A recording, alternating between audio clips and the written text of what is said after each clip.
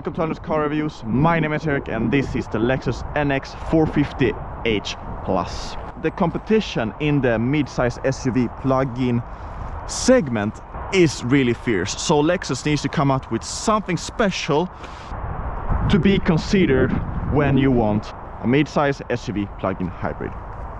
And from the exterior point of view, you know that this is a Lexus, especially with that unique grille. It's really aggressive, really unique. You know that this is a Lexus. And you also have that huge Lexus badge. The power plant is a 2.5 liter 4-cylinder petrol engine, and that produces almost 200 horsepower. You have an electric engine that powers the front and an electric engine that powers the rear. I'll just put up the power numbers up on the screen, and you can sense that this is a fairly complicated hybrid system, and how that will translate into driving experience I'll talk about later. The battery is 18 kilowatt hours and it gives a claimed range of about 70 kilometers, and it's up there with anything else on the market. The maximum charging speed is 6.6 kilowatt, which tops the battery up in about 2.5 hours. Continuing with the exterior, you can see the metal finish here. I like this gray color actually on the car. It really gives a good balance with the metal finish. The rear there are more creases, but a bit more simplistic. I really like the rear light bar here. And if we open the rear tailgate up, Lexus has put a lot of focus or emphasis or engineering into not intruding on the rear luggage space. And I noticed that completely flat floor. And if I look underneath, let's see here if I can even. Yep. And even some more storage here. Nice. And I'll put up a little info display on how big it is. And if I'm not mistaken, it's actually pretty good, because there's space on the sides, which is quite uncommon with newer cars. There's a lot of sound insulation. The wheel arches go in very far, especially in the rear luggage. So I think that Lexus has done a very good job here. The electric tailgate, I've never experienced any problem with any other car that has this, but in the Lexus NX I've had it. Very sensitive, especially if you're parked too close to a car or if you're standing too close to it. Just very sensitive in general, and it can be quite annoying when it doesn't close when you press the closing button on the key as well. The door handles have a button behind them, so you open them with the press of that button, so they don't move basically.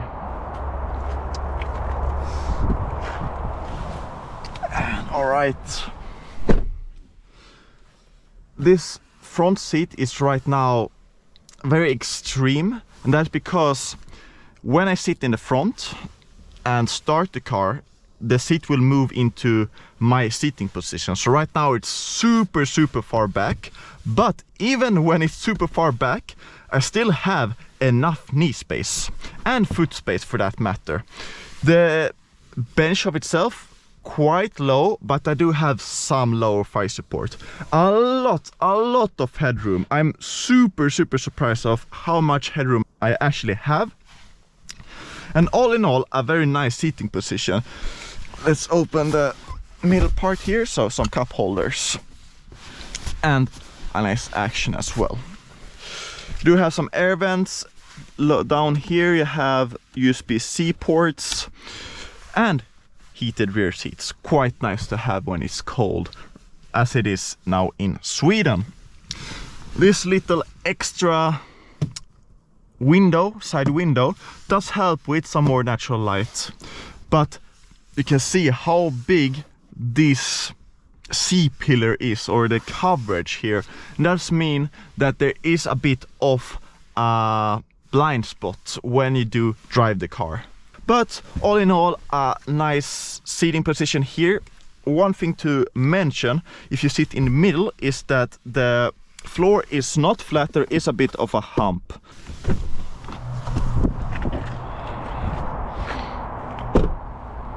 Lexus knows how to do interiors. Definitely unique and definitely a feel of quality here. Minimal amount of creaks, rattles, a lot of dark materials in this specification. However, you do have some metals or metal finishes around, especially around the cup holders, around the gear shift selector, on the steering wheel, and the dials that controls the temperature. The door handle, to open the door, you can either hold it or pull twice. Why you need to pull 2 times, I have no idea. I think it has to do with the bicycle, pedestrian, car passing safety feature, but having to pull 2 times is just annoying. I've gotten used to it, but every time that I have a passenger, not only do they have to fiddle around to find the lever, they can't press it to open it up. For some reason, it works now when I showed it to you, but every time, every single time that I have a passenger and they want to get out, never works. Very, very annoying. You have this very unique design and it flows down and it continues backwards. A lot of angles, but also a lot of fluidity that I like. You have the USB-C and the lighting port, so nice that you have both. And a good sized wireless charging place. A lot of other car manufacturers have a very, difficult area that they put this wireless charging port at. Lexus has done the complete opposite. It may not look as good as other competitors, but it's usable.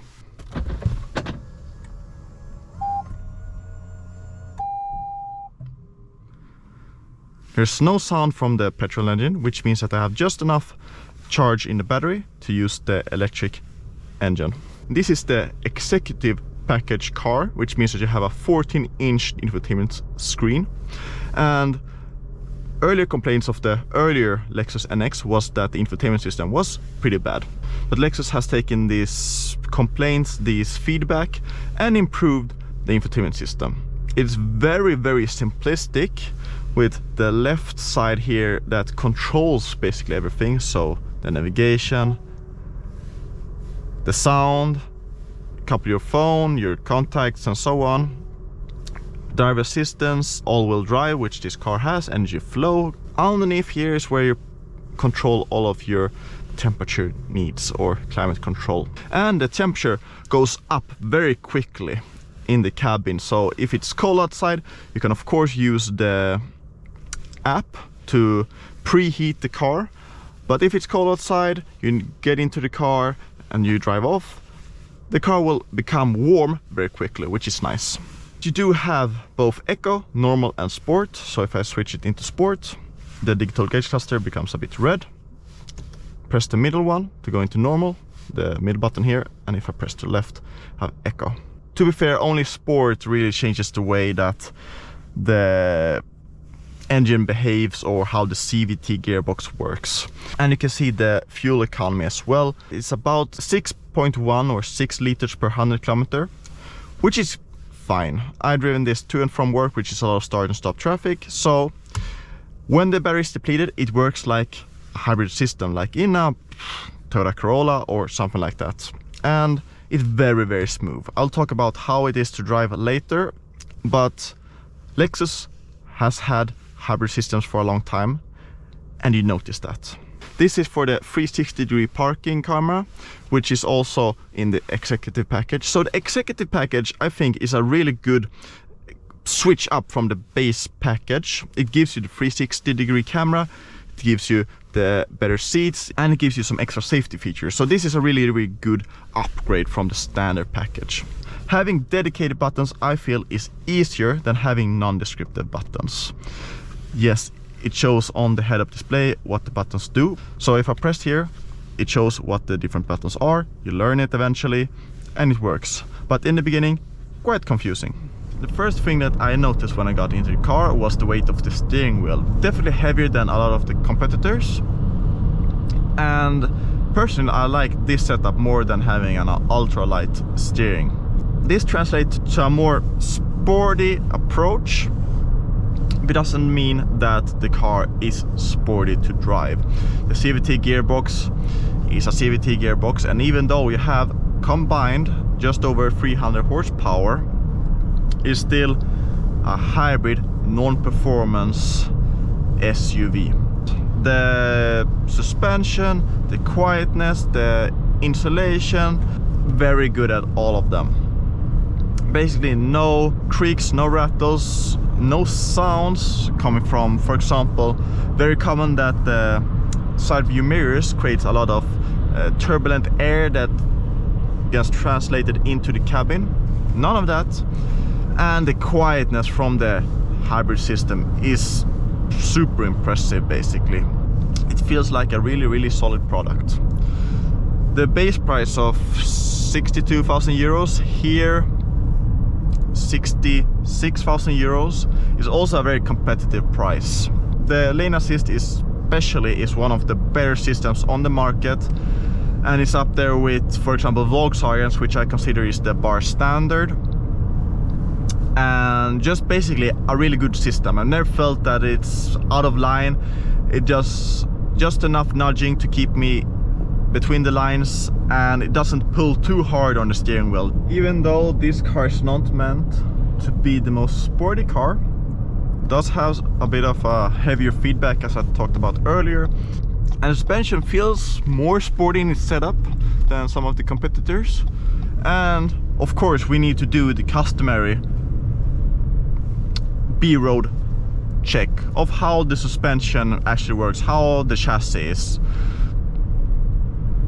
This car has a CVT gearbox, so we'll just be up in the rev range when I punch the throttle. So let's put it into sport.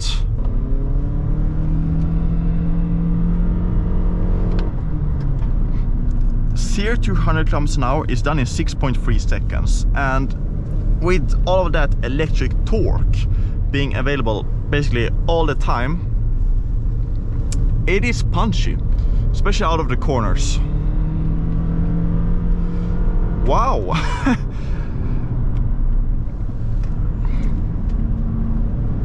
It's very settled down actually for what it is. I'm amazed by how much confidence you have. Front bites very well. And some undulation here, settles down nicely. Easy to control the front, the steering, it does what I want it to. Much more agile than I thought it would be, especially with that gearbox. You would think that with the hybrid system, having a long range, being on the heavier side with the, you know, the big battery and so on, would make this into not a disaster, but not the most fun car to take on some twisty roads. But the complete opposite. I don't know if it's the gearbox or the AC vac heating, but especially when you start driving, there is a scent of burning, of something getting warmed up I can't really place. My final conclusions of the Lexus NX450h is that it's a super good package, an attractive package as well. Really good size, really good proportions, a great amount of rear luggage space, great amount of rear seating space, super competent hybrid system, smooth electric power delivery, strong electric power delivery, and all in all an attractive price. The design, maybe not particularly to my liking, but each to their own.